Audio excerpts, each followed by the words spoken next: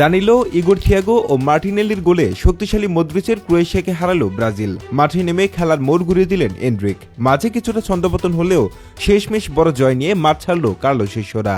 ম্যাচের আগে থেকে গ্যালারিতে আলাদা একটা সুর ছিল, যে সুর নেইমারের কথা মনে করিয়ে দিচ্ছিল ব্রাজিলিয়ানদের। সমর্থকরা যে মাঠের খেলায় এখনও নেইমারকে অনেক বেশি মিস করে সেটা দেখা গেল গত 2 ম্যাচে ভক্তদের আর্তনাদে। আনচেলত্তি শুরু থেকেই বুঝিয়ে দিলেন এটা কেবল জয়ের লড়াই নয়, বরং পরীক্ষার শেষ সুযোগ।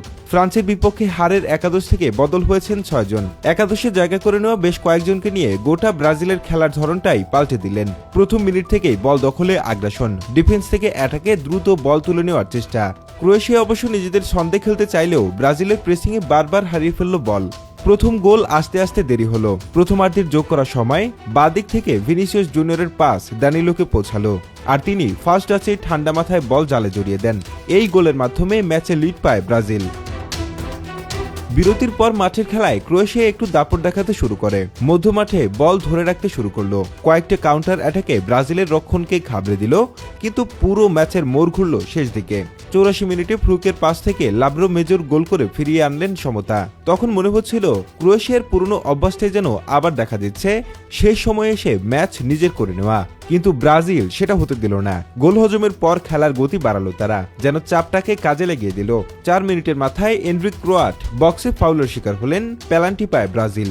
ইগোর থিয়াগো দাঁড়ালেন স্পটে, বল জালে পাঠিয়ে দলকে আবারও এগিয়ে দিলেন। এরপর যোগ করা হলো গাব্রিয়েল মার্তিনেল্লির গোল। 5 মিনিটের ব্যবধানে 2টি গোল। ক্রোয়েশিয়া যেন হতভম্ব হয়ে গেল।